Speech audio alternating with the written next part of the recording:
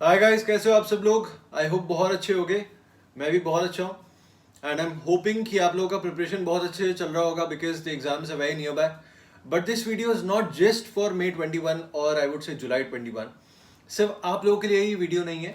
ये वीडियो हर उस स्टूडेंट के लिए है जिसे ये समझना है कि SCMP को सेल्फ स्टडी कैसे किया जा सकता है।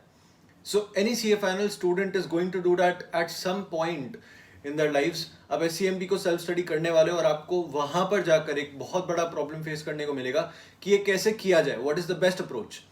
And I get a lot of calls is well asking me कि सर कैसे इसको अप्रोच किया जाए पूरे सब्जेक्ट को। So here I come once and for all. मैं आपके सामने इस पूरे प्रॉब्लम को सॉल्व कर देता हूँ कि मेरे हिसाब से बेस्ट अप्रोच क्या रहना चाहिए SCMP को सेल्फ स्टडी करने का। Alright, so let's begin. So my approach would be to read the topics first. जो टॉपिक्स अरेंज किए गए स्टडी मटेरियल में, वो टॉपिक का अरेंजमेंट ठीक है। If not topic but chapter का अरेंजमेंट तो ठीक है। सो चैप्टर के ऑर्डर में चलिए जिस तरह से स्टडी मटेरियल के अंदर दिया हुआ है। Don't mix and match. तो जिस तरह से चैप्टर दिए हुए हैं उस तरह से पढ़ेंगे। So let's begin with first chapter. First chapter के अंदर आप टॉपिक पढ़ना शुरू करते हो। Let's see you read traditional cost management and उसके लिमिटेशंस। तो जैसे ही आपने ये टॉपिक को पढ़ लिया, आप देखोगे सबसे पहले कि इसके ऊपर कितने क्वेश्चन अभी तक पूछे गए। And the best way would be कि आप right after reading the topic आप वो सारे क्वेश्चंस को सॉल्व कर लो। So for this particular topic traditional cost management and limitations, there is no question that has been given by ICI। तो इसके साथ में आपको क्या देखना चाहिए। Along with this keep looking at कि आपके पास में इसके ऊपर केस स्टडी या केस सिनेरियो अवेलेबल है क्या। तो हमें क्या करना है कि टॉपिक को पढ़ना है, उसके क्वेश्चंस को सॉल्व करना है एंड देन उसके केस सिनेरियो को सॉल्व करना है। सो फॉर दिस पर्टिकुलर आप अपने केसेस जहां से भी आप पढ़ते हो, I am using my book unjumbled for the topics and for practical questions and scope view charts for the case scenarios. तो मैं साथ में स्कोप व्यू चार्ट्स को ओपन रखना चाहूंगा जहां पर मैं इंडेक्स में देखते रहूंगा कि क्या जो टॉपिक मैंने पढ़ा है उसके ऊपर कोई केस सिनेरियो अवेलेबल है। So when I read the topic traditional cost management के limitations, I can see here that there is a case study given for traditional cost management and strategic cost management. Alright, so I would straight away go to this case study on page number 10, read the question पढ़ के मैं ये समझूंगा कि जो भी मैंने अभी topic पढ़ा और उससे जो भी मुझे अभी नॉलेज मिली, how a question can be framed on this topic. तो इस टॉपिक के ऊपर क्वेश्चन में इन्होंने क्या पूछा है, क्या बनाया है, कैसे बनाया है, किस तरह से पॉइंट्स दिए हुए हैं, किस तरह से इश्यूज दिए हुए हैं, वो मैं देखूंगा। उसके बाद I will try to frame an answer in my mind, क्योंकि अब मेरे पास में नॉलेज तो है, I have read the topic. I can see the question and question के अंदर स्पेसिफिक पॉइंट्स को मैं हाईलाइट करके और उसको सॉल्व करने की कोशिश करूंगा। So I will solve the entire question in my mind. सिर्फ देखूंगा कि कौन से पॉइंट्स मुझे लगता है कि मुझे मेंशन करने चाहिए अपने आंसर के अंदर। Then what I do is I check out the institute's answer. उसके अंदर मैं देखूंगा कि कौन से पॉइंट्स उन्होंने यूज किए। So how they have applied the knowledge to this particular question, कैसे अप्लाई किया जाना चाहिए अपना नॉलेज, वो हम देख रहे हैं यहाँ पर। सेकेंडली, कौन से पॉइंट्स हमने मिस आउट कर दिए ताकि हमें वो भी ध्यान में रखना होगा, and how can we improve our answer. So basically what I am trying to do is I am reading a topic, understanding it, और वो मुझे अब समझ में आ चुका है। So I know the knowledge that is required for that particular topic. I have it already after reading it. I just want to check कि इसके ऊपर क्वेश्चन कैसे बनाया जा सकता है एंड देन उस क्वेश्चन के लिए अपनी जो नॉलेज है उसको कैसे अप्लाई करेंगे, कैसे प्रेजेंट करेंगे। अगर ये चीज आपको समझ में आ गई तो आप कोई सा भी केस सिनेरियो भी सॉल्व कर पाओगे फिर आगे जाके।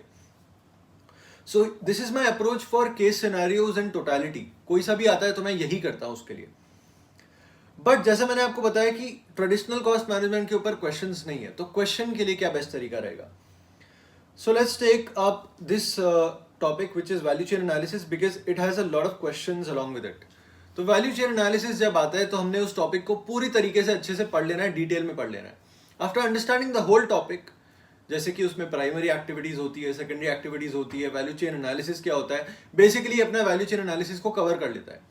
सो after understanding the entire thing, I will check out all of these questions जो मैंने यहाँ पर तो मैप किए हुए हैं। अगर आप कोई दूसरा मटेरियल यूज करते हैं तो आप ये तो मैप कर सकते हैं या फिर आप सर्च कर सकते हैं कि कहाँ पर वो क्वेश्चंस है। Try solving all the questions that are available for this topic. ठीक है, वो क्वेश्चंस आप सॉल्व कर लोगे तो आपको पता चल जाएगा कि कौन से टाइप के क्वेश्चंस इसके ऊपर बनते हैं।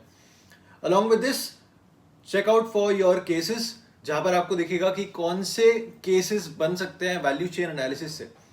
सो here we have 3 cases from value chain analysis. तो आप वैल्यू चेन एनालिसिस और वैल्यू शॉप मॉडल को साथ में पढ़ के और उसके ऊपर ये 3 केसेस सॉल्व कर सकते हैं. So you will come to know कि केस भी किस तरह से बनता है, क्वेश्चन भी किस तरह से बनता है, and how to solve these. तो ये बेस्ट तरीका है. Understand the topic, solve the questions, understand कि क्वेश्चन कैसे बना रहे हैं, क्वेश्चन कैसे पूछ रहे हैं, उसके ऊपर किस तरह के नॉलेज को अप्लाई किया जा रहा है, कैसे अप्लाई किया जा रहा है और कैसे प्रेजेंट किया जा रहा है, and similarly with the cases as well. तो ये आपके पूरे एससीएमपी को बहुत अच्छे से कर देगा. Now here is one benefit that you are going to lose here, and वो बेनिफिट है सेल्फ इवैल्यूएशन का. Although for every question if you are trying to frame an answer in our mind, और फिर जब check कर रहे हैं तो कहीं ना कहीं सेल्फ इवैल्यूएशन हो रहा है. But for the best method of self evaluation there is only one way, and that is writing the tests. तो depending on when your attempt is and जितना आपके पास में टाइम है, प्लान इट आउट कि आप कितने टेस्ट पेपर्स लिख सकते हो. आई वुड सजेस्ट कि जिसके पास में बहुत टाइम है, और या फिर आप जस्ट एंटर हुए स्टडी लीव्स के अंदर, लाइक November 21 स्टूडेंट्स जिनको बहुत ज़्यादा टाइम नहीं हुआ है स्टडी लीव्स में एंटर किए हुए, या फिर अभी शायद एंटर नहीं भी किए हों कुछ लोग, तो आप लोगों के लिए बेस्ट तरीका ये होगा कि जितने पेपर्स अवेलेबल हैं वो सारे सॉल्व किए जाएं. स्पेशली फॉर सब्जेक्ट्स लाइक एससीएमपी में कुछ चेंज नहीं होता, कुछ ऐड होता है, और ऐड होने की वजह से आपको जितने पेपर्स अवेलेबल है वहां पर सारे सॉल्व करने चाहिए. Even if those questions are repeated in your book, उससे क्या होगा कि एक टेस्ट पेपर वाला फील आएगा, और वो फील लेना बहुत ज्यादा जरूरी है right before appearing for the final exam. Okay, तो उसके लिए बेस्ट तरीका जो मुझे लगता है वो ये है, that I have given to my students is that I have it all in my book. I have self evaluation tests जिसमें आरटीपी, एमटीपी और पास पेपर के क्वेश्चंस ही चैप्टर वाइज फॉर्मेट में अवेलेबल है. ये टेस्ट पेपर्स आपको अगर कहीं और से भी मिलते हैं इस तरह से, तो आप उसको यूज कर सकते हैं, या फिर if you have some other papers with yourself तो आप वो भी कर सकते हैं. If you want to make a few for yourself तो आप वो भी कर सकते हैं, जैसे भी आप चाहें. But the best way would be कि आप चैप्टर वाइज खुद को इवैल्यूएट करते जाएं, जिसकी वजह से आप हर चैप्टर में इंप्रूव भी कर पाओगे और हर चैप्टर में समझ पाओगे कि क्वेश्चंस किस तरह से आते हैं ultimately at last, if there has to be a paper from this particular chapter. तो 12 चैप्टर्स हैं, उसके ऊपर से 8 टेस्ट पेपर्स बना के मैंने इस बुक के अंदर दिए हुए हैं. This questions are from RTP, MTP and past papers, तो आपका वो भी कवर होता है. Now the greatest question is that अगर किसी को टेस्ट पेपर नहीं करना और वो टॉपिक के साथ में ही करना है, तो फिर क्या किया जा सकता है. तो जैसे मैंने आपको ऑलरेडी दिखाया था वैल्यू चेन एनालिसिस के लिए कि सारे क्वेश्चंस मैप्ड हैं यहाँ पर, उस क्वेश्चन मैपिंग के अंदर आपको टेस्ट पेपर्स के क्वेश्चंस भी यहीं पर मैप करके दिए हुए हैं. तो if you do not want to go test wise, you can go topic wise. वो सारी फैसिलिटी आपके पास में अवेलेबल है इस बुक के अंदर. If you have any other material and if you have these facilities, या फिर आप खुद से कुछ मैपिंग करके और पोस्टेड लगा के टैग करके ये सब कर सकते हो, तो आप वो भी कीजिए. But this is the best approach that you can use for self studying SCMP. तो बेस्ट तरीका यही रहेगा कि आप टॉपिक को पढ़िए. I am summarising the entire thing that I said right now. Topic को पढ़िए, उसके ऊपर क्वेश्चन सॉल्व कीजिए, उसके बाद में केसेस सॉल्व कीजिए, and then if possibly you have a test, then appear for a test and self evaluate yourself. उसके बाद में इंप्रूव कर सकते हो. तो इस तरह से जब हर चैप्टर के ऊपर काम होगा तो आपका अल्टीमेटली पूरा एससीएमपी बहुत अच्छे से रेडी हो चुका होगा.